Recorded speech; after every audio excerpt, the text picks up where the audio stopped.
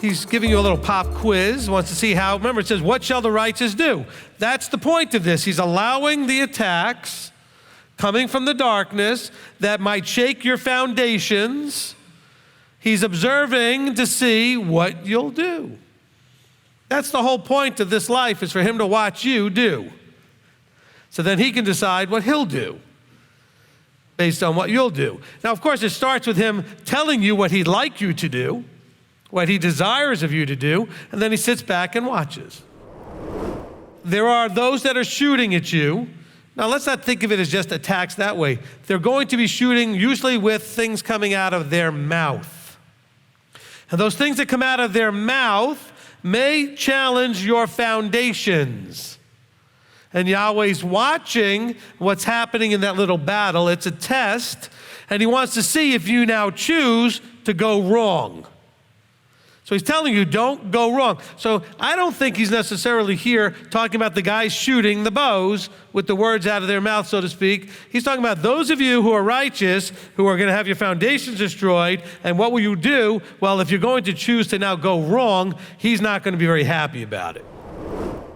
And you got an awful lot of guys tomorrow on Sunday television who are going to be up to saying, the Lord told me to tell you. Which Lord? Okay? The Lord told me to tell you.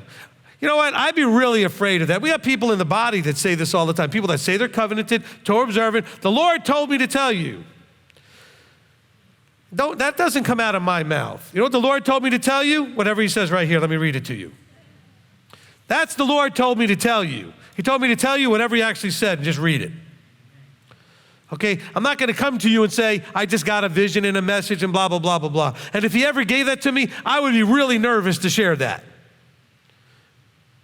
I'm real confident to read what he said, because then I know he said it. You have a problem. Not all of you maybe, but most of you. One of the problems that you have, that I've heard many times when you call and email and everything else, is that you have a tendency to listen to the ones shooting arrows. Well, you know, my friend came to me and told me I was wrong about this thing and that thing, or shook my tree about this Torah observance or that thing. And why doesn't it ever occur to you to wonder if they are qualified to say anything to you? So you love the right rulings until you don't like the right rulings. Now, if you understand that the right ruling is going to still help you transform into him, even if it's not you personally loving or having a preference in that direction, but if you know what it does, this is where James is telling us to count joy the trials. If you know what a trial does for you in a positive way, why wouldn't you think of it in a joyful way? Well, but in his right ruling, I'll never have another shrimp, whatever, and I love shrimp. Okay, well, guess what? You'll never have another shrimp. But you should count that as joy because you're being pleasing in his sight. Your heart's plans, forget it, going to come to nothing unless your heart is his heart. But how does that happen? You have to lay up his, choose. You actively take his stuff and you put it in you. Don't think Christian-like where he's going to wave his magic hand and just put it in there. Well, it says he's going to take away my heart of stone and give me a heart of flesh. But how does he do it? Trials, life experience, walking this out. That's how he changes your heart. Through blessing and curse. He gives you blessing to make you get excited that he is there and paying attention and what you do does matter. And he gives you cursing for the same reason, to show you that he cares and he's there and that what you do does matter. He said, don't forget who we're talking about, verses 6 through a few more verses later. He says, and this is what it all leads to, the death avoidance, being delivered out of death. Sing for joy, shout for joy, do what's right in his eyes, know who you're dealing with, and you have an assurance that if you do it with upright heart, you can be delivered from death. Amen? I mean, that's the beauty of all this. That's fantastic. That's where we go shout for joy and hallelujah. See, this love and Torah thing, it's everywhere.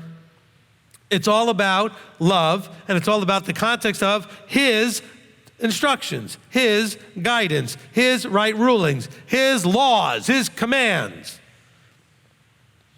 And if you don't love that stuff, you got a problem. It's not just obedience. It's loving obedience. You have to do it loving it. I love obeying him. If you're going to be walking in his teaching, doing it, observing his witnesses, seeking him with all your heart, guess what you're not going to be? You're not going to be unrighteous. You're going to be righteous.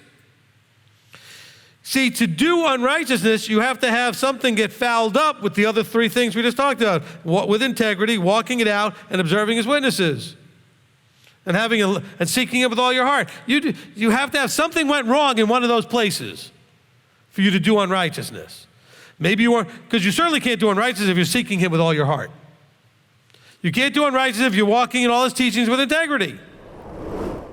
See, we look out at the world. Why does the world do all the dumb things we see them doing? Because there's no more shame. Matter of fact, people are proud of it and put it as memes all over internet. The more dumb it is, the more they're excited about knowing how many views it's going to get. Look at how dumb I am. 5 million views. Congratulations, you're dumb, and we all saw it. And the more dumb, the more views. There's no shame. Nobody's ashamed of anything they do anymore.